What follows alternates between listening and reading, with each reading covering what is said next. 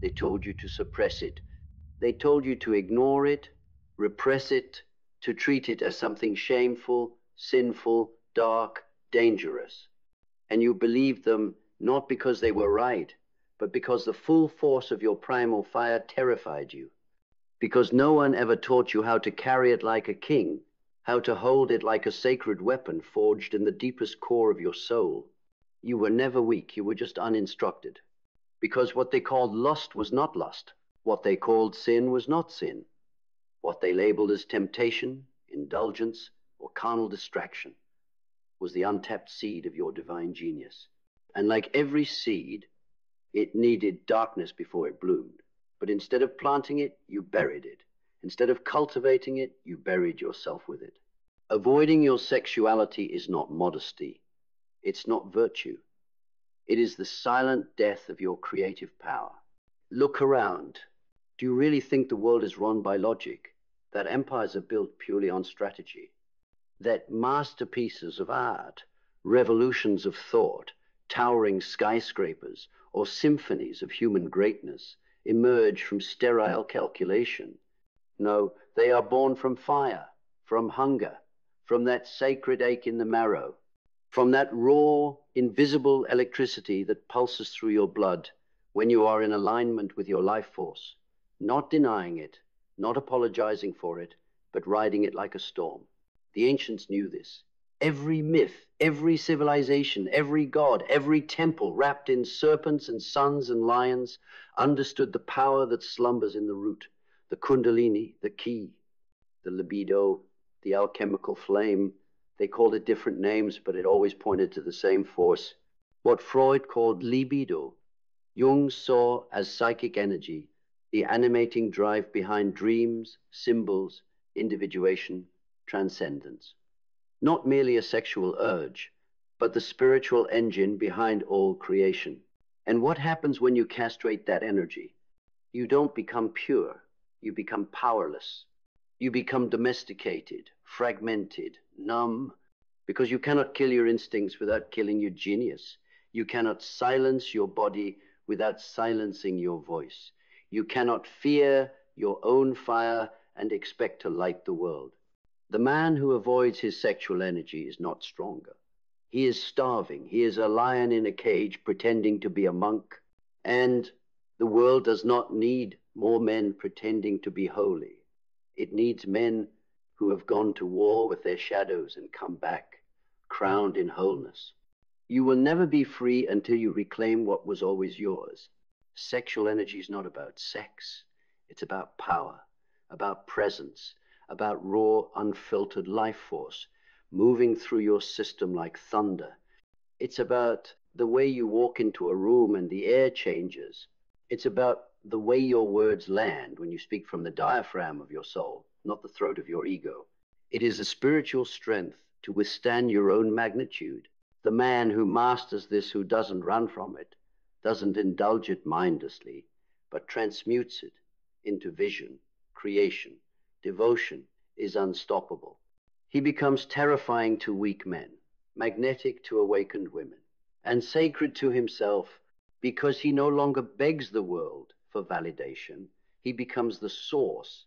But make no mistake, this is not about indulgence. It's not about dissipation or hedonism. That's just another trap, another prison with golden bars. A man who leaks his energy is still a slave. He may be louder, but he is no freer. Real power is in containment, not repression, containment, the ability to hold fire without burning down the temple. A coiled serpent is more dangerous than a flailing sword. And the man who can sit with his desire, who can feel it rise and still remain unmoved, who can channel it without being ruled by it, that man is the architect of destiny. He's the rare one, the grounded lightning, the storm in silence, the union of the beast and the sage.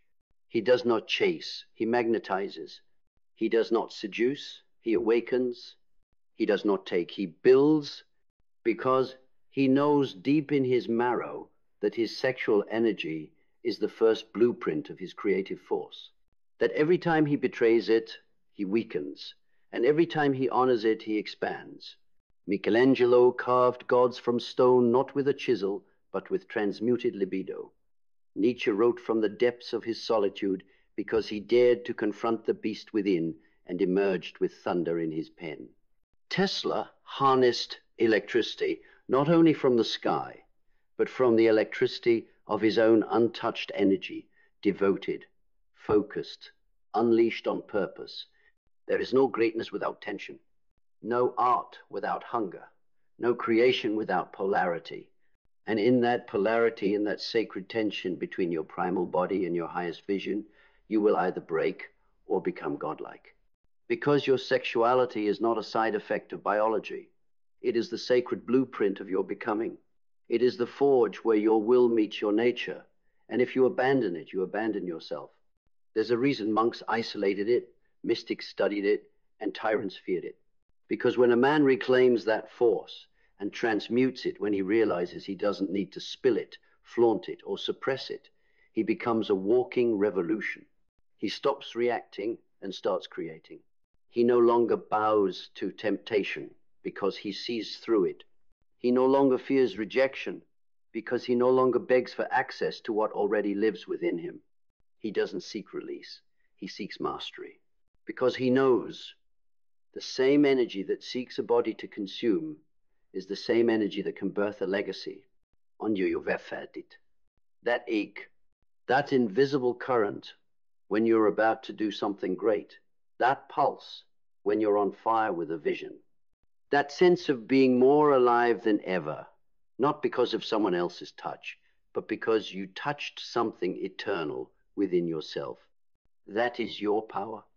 And it's been waiting for you to stop running, waiting for you to stop hiding behind shallow distractions and moral masks, waiting for you to come home to yourself, not as a slave to lust, not as a martyr to shame, but as a sovereign being who can feel his full power, own it, hold it, and shape reality with it.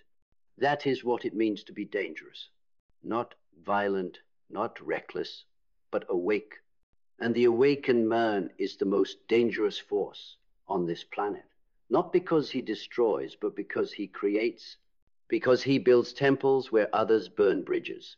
Because he restores order where others sow chaos. And because he knows avoiding sexuality is not virtue, it is cowardice. And the world will never bow to the coward who denies his soul. It bows to the man who walks into the fire of himself and walks out forged. Let the weak keep their shame. Let the fearful keep their guilt. But you, if you are ready to rise, must reclaim your creative power. Not by escaping your desire, but by holding it. Not by fighting your instincts, but by uniting them with purpose. You are not here to be domesticated. You are here to become divine. And it begins by looking into the mirror, not with disgust, but with reverence. This is not your enemy. This is your engine. Use it. The fire within you is not an accident. It is not a flaw to be scrubbed from your soul, or a temptation to be resisted until death. It is a holy spark, placed in you by design, by God, by the Logos. The same Logos that said, "Let there be light." And there was light, not just illumination, but illumination preceded by fire.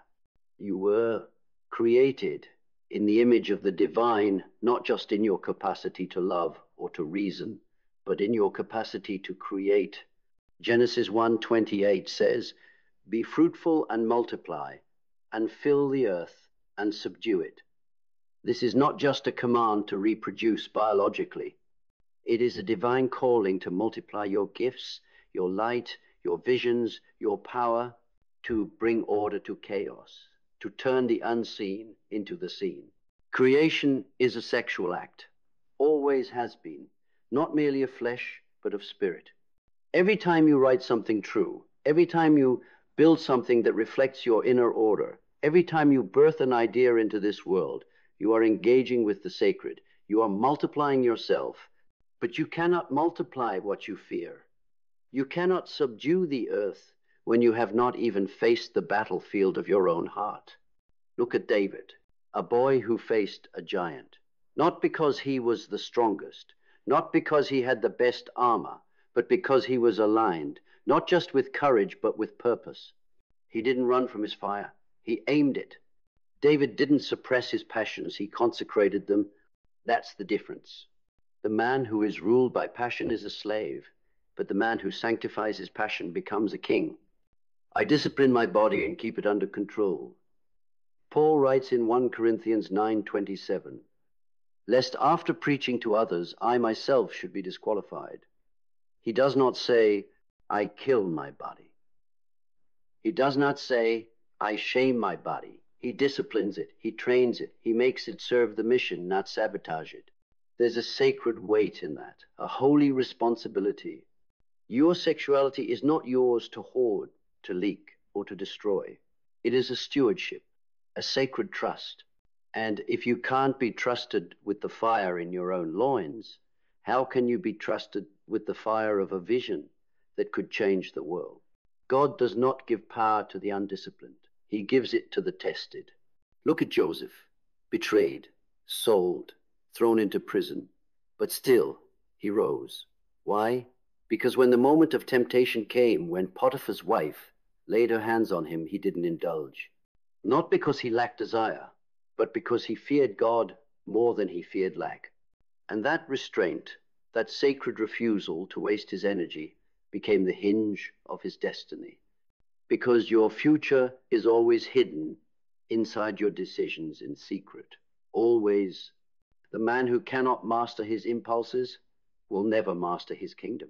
You want to write the book, launch the business, lead the family, forge the empire, then control the flame before you try to carry the torch. Don't confuse abstinence with mastery. A monk in hiding is not a warrior in the field. And your life is not a monastery. It is a battlefield. You are not called to hide, you are called to fight, to conquer, not others, yourself. And in doing so, set others free. Look at Samson, stronger than anyone, touched by God. And yet what destroyed him? Not a sword, not an army, a woman. But not even her, truly. His destruction came from his own refusal to govern his gift. He violated his consecration. He played with his fire and got burned. His strength was not enough because his vision was corrupted. You think talent will save you? It won't. Only self-mastery will. The world is filled with men of talent who live like ghosts, haunted by the fragments of who they could have been, because they chose pleasure over purpose. They chose to serve the fire instead of ruling it. Better a patient man than a warrior, one with self-control than one who takes a city. Profer sestin tueyendertich. Your conquest means nothing if your soul is in ruins. So train the soul, build the inner altar before you try to build an empire. Learn to sit in the silence of your own flame and not flinch. Feel the tension rise and transmute it, not into fantasy, not into shame, but into clarity. That's what the greats did. Michelangelo spent hours in solitude, not because he didn't feel desire, but because he chose to carve that hunger into stone. Every curve of the Pietà was a prayer. Every line in David's face was an echo of restraint, not indulgence. Jung himself wrote, the libido is the energy which manifests itself in the life process and is perceived subjectively as striving and desire. And he warned that if untransformed, that energy turns inward into neurosis, depression, or projection. You don't avoid this force. You either transform it or it devours you. So choose. Transmute your hunger into vision. Shape your longing into structure. Forge your fire into focus. Speak your truth into existence, but only after you've mastered the storm within. Because you don't get to build a kingdom without first conquering your chaos. And if that fire you carry is sacred, then act like it. Starve the distractions. Kill the addictions. Sanctify your desire. Your body is a temple, not a cage, not a brothel, not a billboard. A temple. And temples are built to house glory, not guilt. The highest version of you is not tame, he is tempered. And until you meet him, every shortcut you take, every impulse you indulge, every moment you escape the weight of your own calling, will echo with regret, the kind that doesn't shout but whispers when you're alone. But if you rise, if you walk back into the fire of your design, if you kneel before the God who gave it to you, if you ask not for escape but for transformation, everything will shift. Because when you stop avoiding your sexuality, you stop avoiding your power. And when you stop avoiding your power, you stop avoiding your purpose. And when you stop avoiding your purpose, you stop avoiding God. And yet, here's the bitter truth most will never tell you. You are not being attacked by your sexuality. You are being attacked by your comfort, seduced by mediocrity, because nothing scares the system more than a man who reclaims his edge, a man who becomes spiritually alert, physically grounded, emotionally sovereign, because such a man is incorruptible, not because he's perfect, but because he has nothing left to hide. Understand this. The world doesn't profit from your clarity. It profits from your confusion. They want you addicted, distracted, depleted. The more you scroll, the less you build. The more you fantasize, the less you manifest. The more you numb, the less you feel that divine friction that tells you you're made for something higher. You think it's harmless. You think it's private. You think it's just you and a screen or a thought or a moment of escape. But every time you choose sedation over sovereignty, you are casting your vote for a life half-lived. And the world laughs not because it hates you, but because it knows exactly how to keep you asleep. In a culture that rewards numbing, rebellion looks like discipline. You want to be countercultural? Then starve your comfort. Fast from the things that dull your fire. And when the cravings come, and they don't run, sit with them, observe them, extract their root, because most of what you call desire isn't even yours. It's manufactured, engineered, implanted. You've been programmed to chase dopamine over destiny. But you weren't born for cheap highs. You were born for holy war. And every day you wake up, that war is raging, not out there, but within. This is why the book of Romans commands, do not conform to the pattern of this world, but be transformed by the renewing of your mind. Romans 12:2, it doesn't say be improved. It says be transformed. A total metamorphosis, a spiritual mutation, a radical rebellion against the autopilot of your lower self. You think you're just dealing with habits. But habits are the surface symptoms of identity. Change your identity and the habits collapse. But the only way to transform identity is to suffer through the disintegration of your old self without turning back. And in that dark space between who you were and who you're becoming, most men crack. They reach for the bottle, the screen, the body. They escape anything to avoid the raw, holy silence that whispers, there's more in you. But if you can stay there, just stay, the heavens will part. Because silence isn't emptiness. It is the presence of something greater than noise. The man who can sit in silence and not go mad, not run, not reach for the familiar, is a dangerous man. Because silence sharpens you. It cuts away the excess. It forces you to confront the architecture of your soul. And what you find there is the blueprint of your real power. The kind of power that isn't performative. It doesn't scream. It doesn't posture. It simply is. It's in the gaze that doesn't flinch, the walk that doesn't hurry, the decisions made in stillness that bend reality. But this power comes with a price. You must give up your illusions. You must divorce your fantasies. You must bury the boy who thought pleasure was purpose, because manhood begins where comfort ends. Not in your titles, not in your muscles, not in your image, but in your willingness to be broken, rebuilt, and reborn in the furnace of your own soul. Look at Moses. He had every comfort in Egypt, palaces, riches, women, power. But the call came, and when it did, he left it all. He wondered. He doubted. He even asked God, who am I that I should go to Pharaoh? And God didn't tell him, you are strong. He said, I will be with you.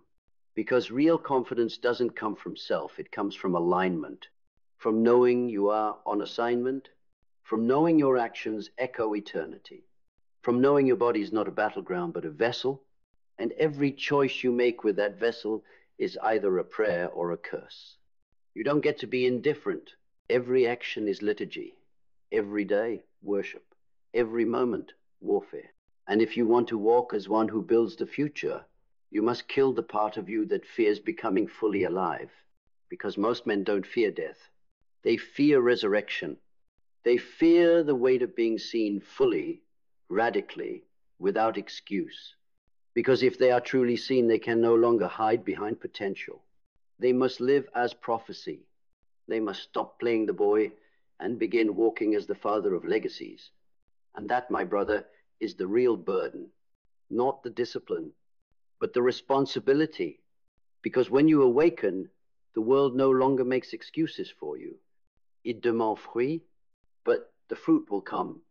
Because when a man begins living from that inner alignment, when he no longer avoids his fire but consecrates it, he becomes unstoppable. Not because he is immune to failure, but because he is rooted in something deeper than outcome. He is no longer living for success, he is success. Because success is simply alignment over time, purpose without perversion, action without anxiety, vision without vanity. He no longer fears being alone, because solitude is now his sanctuary. He no longer fears rejection, because he no longer self-abandons. He no longer fears the fire, because he has become it. He is not safe, he is sacred. He is not loud, he is law. And when such a man walks into the world must make room. Because he does not adapt to the room, he alters it. Then listen not with your ears, but with your soul. This is not just another speech. This is not content. This is not noise. This is the echo of something ancient trying to wake up inside you. The part of you that cannot be sedated, cannot be tamed, cannot be sold. You were never here to be normal. You were never here to fit in, to follow trends, to shrink yourself, to please the timid, the jealous, the broken. You were not made to apologize for your fire. You were not designed to walk half awake, numb to your own power, lying to yourself in the name of balance. You were made in the image of the living God. Do you understand what that means? It means the divine spark of creation is not above you. It is within you. It means that when God breathed into the dust, he didn't give you comfort. He gave you breath. Fire, burden, purpose, power, and to honor that breath you must build. You must live like your time here is holy. Because it is, you must walk like you are carrying something sacred, because you are. The world does not change when you scream louder. It changes when you burn cleaner. You don't fight darkness by condemning it. You fight it by shining without compromise. You don't win this war by hiding. You win by becoming, by standing tall when others fold, by speaking truth when others sell silence, by walking away from the herd to become the shepherd of your own soul. The kingdom of God is within you, Jesus said, not above you, not in a building, not behind a priest, within you. You don't have to chase it. You have to uncover it. Strip away the noise, the shame, the projections, the lies, and there it is underneath the rubble of your conditioning, the raw, unfiltered, unchained version of you, the one who doesn't bow, the one who doesn't beg, the one who doesn't tremble at opinions, threats, or rejection, because he knows that when God is with you, no man can stand against you. This is not about avoiding temptation. This is about rising so high that it no longer even tempts you. This is about moving from survival to sovereignty. This is about transfiguring your pain into power, your hunger into holiness, your wounds into wisdom. And when you stop running from your fire and start walking as it, you will scare people. Let them be scared. You weren't born to be liked. You were born to lead. You were born to disrupt. You were born to carve paths through wilderness, to leave maps in blood and stone for others to follow. You were born to rebuild the temple inside yourself and protect it like a lion. Because once that temple is restored, once your fire burns pure and undivided, once you walk in harmony with the deepest truth inside you, you become untouchable.